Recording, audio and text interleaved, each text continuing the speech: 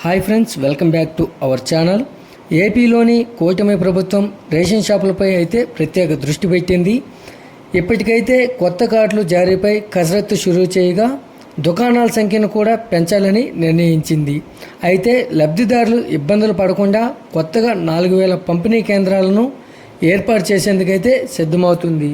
అయితే మరోవైపు చూస్తే కొత్త రేషన్ కార్డుల జారీకి ఆంధ్రప్రదేశ్లో అయితే రంగం సిద్ధమవుతుంది. దీనికి సంబంధించిన డిజైన్లను పౌర సరఫరాల శాఖ పరిశీలించే పనిలో అయితే పడింది. అయితే త్వరలోనే ఇందుకు సంబంధించిన మార్గదర్శకాలను జారీ చేసే అవకాశం అయితే ఉంది. అయితే ముందుగా కొత్తగా పెళ్ళైన వారికి ఈ కార్డులను పంపిణీ చేస్తారని సమాచారం.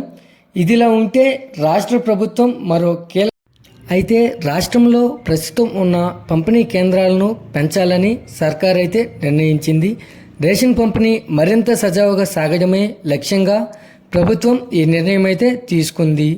ప్రస్తుతం రాష్ట్ర వ్యాప్తంగా 29,000కు పైగా రేషన్ దుకాణాలు ఉండగా అయితే కొత్తగా మరో 4,000 కేంద్రాలను అందుబాటులోకి తీసుకువచ్చేందుకైతే సిద్ధమైంది.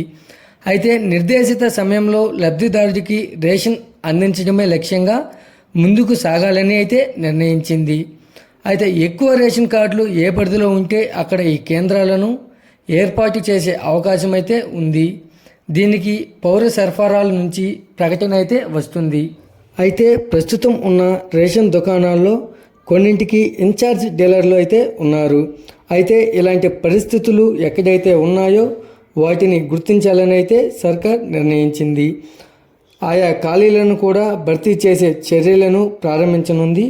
ప్రాథమిక వివరాల ప్రకారం 6,000కు పైగా డీలర్లు ఖాళీగా ఉన్నట్లయితే గుర్తించింది. అయితే కొత్త రేషన్ కార్డులు డిజైన్లను పరిశీలిస్తున్న పౌర సరఫరాల శాఖ త్వరలోనే తుది డిజైన్ను ఖరారు చేయనుంది. ఆ వెంటనే కార్డుల జారీ కోసం ప్రకటన వెలువడనుంది.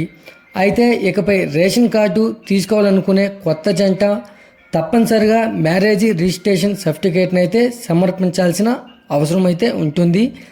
ఇటీవలే ఢిల్లీలో మీడియాతో మాట్లాడిన రాష్ట్ర పౌర సరఫరాల శాఖ మంత్రి నాదెండ్ల మనోహర్ కూడా రేషన్ కార్డుల జారీపై కీలక ప్రకటన అయితే చేశారు.